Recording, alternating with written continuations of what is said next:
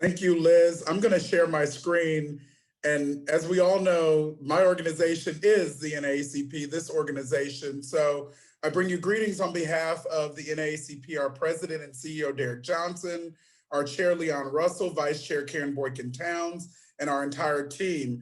I'm excited to be in this space, and I'm grateful to President Barnett, Gayleen, Executive Director Love, and the team in Virginia who are constantly fighting forward to make sure that our voices are lifted up. What I'm gonna do is do a snapshot of a couple of things. One is to frame out how the national NAACP, in partnership with our state conferences, including Virginia, are looking at redistricting, and then do a teaser of a part of how we're framing out the approach of really anchoring this in racial equity and inclusion. And so as an organization, for those of you who are in the field, our leaders, our presidents, state conference folks, folks who are on political action committees, our president and CEO through our national board of directors presented a few weeks ago his vision for our goals, and two that are really important out of the five. All five are important, but the two that stand out for this conversation are that we are one NAACP and that we have a strategic alignment around the work we do in all 50 states, the District of Columbia, Japan, Korea, wherever we have an NAACP unit and presence. And one of the things that's really important, and I saw DeQuan lift this up in the chat, is that we are nonpartisan.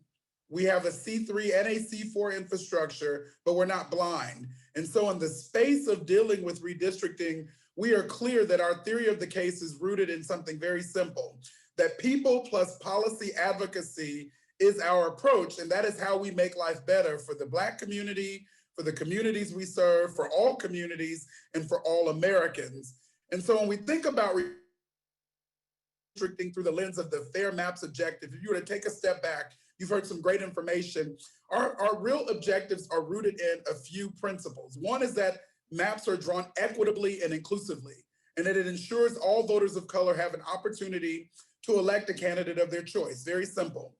We also are really clear on the notion of changing the rules where possible, defending the rules where necessary, so litigation is really a cornerstone, and then advocating and agitating to shape the debate, create a political demand, and push the right narrative, which you got a lot of that information just now from Suzanne, our friends from Common Cause. When we think about redistricting as a focus area, and you all will get a longer deck of these slides, I'm gonna go through just the highlights. We're focusing in on 5 key areas nationally. And this is really broken down categorically, that we're thinking about the redistricting enterprise system. So you all saw the map of Virginia and how it's broken out in terms of your commission and the hearings process. That's understanding the system itself and how things work. But centering people in communities to engage really matters, and that's what we're doing today. And you all will continue to do things like systems evolution, unity maps. You know, there's targeting, and you see Virginia is one of the states that we are focusing in on. But then there's the notion of protecting communities of color and disadvantaged communities. So I'm gonna go a little bit deeper on the notion of the Voting Rights Act, but we're thinking through how we protect people of color and communities of color in this process. But then there's the notion of technical support and more training. So glad to see that we are looking at tools like Redistrictor and Representable, but we also have in our back pocket the ability to provide enterprise solutions like Maptitude and ArcGIS for those of you who want to go even deeper. And so the national office and Tony Fairfax, who actually is with Census Channel LLC based in Virginia, is helping us lead that process. And we'll continue to follow up to determine what your needs are. And then of course, the communications bucket to make sure that we are shaping and creating the narrative that makes sense. Now, all of this is wrapped around a simple concept of if we do these 4 things, we'll get it right. Continue to do education, continue to provide trainings, continue to do advocacy, and continue to litigate where necessary. And so this is a part of our ecosystem. Now, I want to step back and also point out that we are in partnership with a whole lot of folks. So Suzanne, for example, is a part of Team Common Cause, who we work with through the Charge Hub, which includes other organizations like State Voices, Center for Popular Democracy, Mi Familia Vote.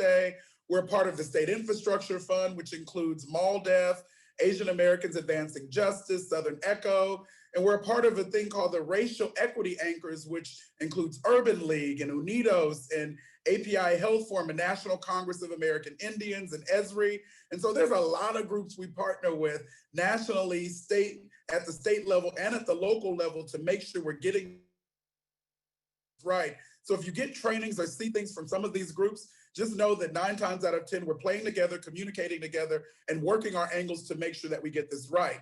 So I'm going to pivot now to just do a snapshot of some of our framing around minority vote dilution, the Voting Rights Act, and communities of interest. But there are longer form trainings that we're offering through our legal team and through our non-legal team and through our partners that we're going to start promoting. Probably mid-July is when the next round of trainings will happen nationally that'll actually go deeper. We're thinking 2-3 hours of this type of training, even in the nuances. But for now, let's talk about minority vote dilution. And I think Virginians, you all are pretty much familiar with the notion of drawing fair maps. You can either draw maps that are fair and that actually represent proportionate to the electorate, or you can draw maps that are not fair. And you've seen this type of behavior happen through the notion of what is known as packing and cracking. And so when we think about packing and cracking, we understand that minority vote dilution is really problematic because this is a way to prevent communities of color from having a chance to elect candidates of their choice. And as we all know, and you've heard some of this information, districts are drawn based upon the cohesion of like-minded groups. So this game of drawing maps, if you will, is really about whose voices get lifted up and whose voices get shut out. So as an association, we're familiar with packing. You know that when you think about a community, say there are blue wards and gray wards, you can either draw communities in terms of maps in a way where folks are packed into one district, meaning communities of color are packed into one district, or they're drawn proportionately.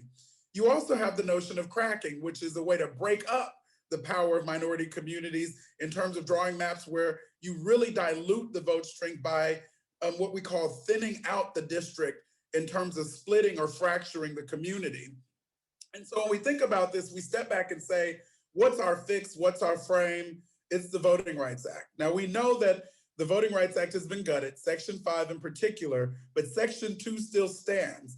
And it allows for us to think about redistricting through the lens of a few sort of frameworks. First, that when you're drawing maps, you have to look at the lens of, is the minority group sufficiently large and geographically concentrated to make up a majority district? I know that's a mouthful, and so there's lawyers and advocates who can work with you to really unpack this, but there's also the notion of, is the minority group a politically cohesive group? Meaning that the individuals make up a group that votes in similar patterns and that they usually vote for the same candidates. And so when you think about geography, for example, say Richmond, Virginia, you can look at the data and you will find that communities tend to vote a certain way and they have certain characteristics. You also think about it through the lens of, is the white majority usually voting together to defeat the minority preferred candidates?